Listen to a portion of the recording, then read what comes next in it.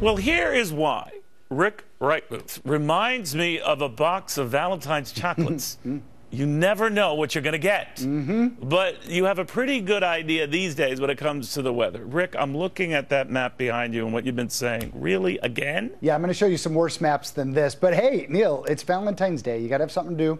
Some reason to stay inside, and we got the best one for you because it's just going to be gross outside. We have this clipper move through right now, and watch what it's going to do temperature-wise overnight tonight. Take a look at this. Feels like temperatures -20 in Buffalo, -25 overnight. Waking up tomorrow morning, -9 in New York, -13 in Boston. So the cold air settles in, and this is just behind the first storm that we've got coming. Then we watch this one, and this has the potential to be a really big storm for places like Boston and Portsmouth and Portland and Bangor, maybe over a foot of snow again for them, places that have seen over 70 inches just in the last couple of weeks. So if you have snow on your roof, you got to get that off of there very quickly. It's going to snow for much of the day on Sunday, and models are still a little bit varying, but take a look at that. Boston's been hardest hit, 12 to 15 inches of snow by the time we get to Monday, Neil, and really, really cold. Incredible. Rick, thank you, my friend, very much.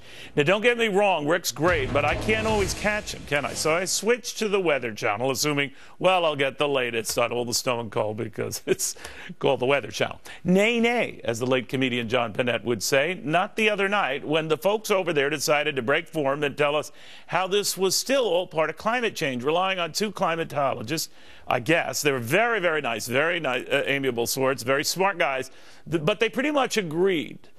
No one who did not agree, including the guy interviewing them. And I'm wondering, where's Joe Bastardi? Can't you get him into that mix? Joe with us now.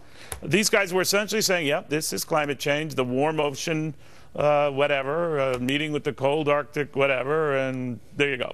And that's it, and no debate. What'd you think? Well, the climate has always been changing. It's a redundant term meant to mask the fact that they were talking about global warming.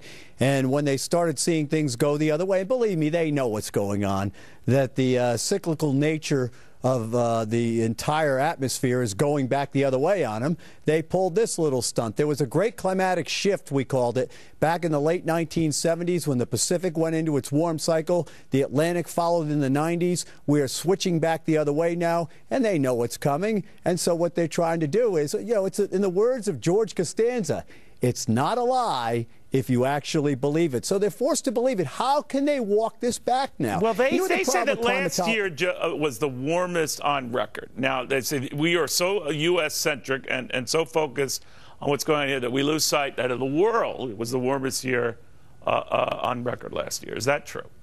Here's the interesting thing. It was done with data that's been readjusted. Satellite data shows no such thing since the satellite era began, which is the most objective way of measuring things. The other thing is they don't look at the water vapor of the atmosphere. Their biggest argument was the trapping They're not looking at the water vapor of the atmosphere. No, you got to listen, because the trapping hotspots that were supposed to develop over the tropics relied on an increased amount of water vapor. It's going the other way across the Pacific and the Atlantic. But they said that water. They said that water vapor you allude to, and well, that is a part of a warming trend. It meets the Arctic air, and that's what's producing these storms.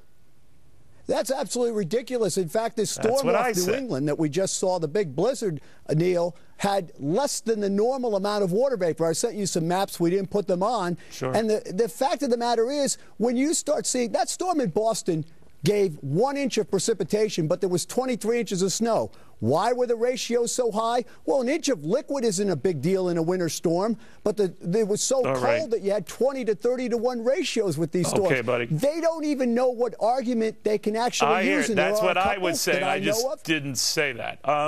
Joe, thank you very much. Now you know, guys. Fair and balanced. More to this. Thank you.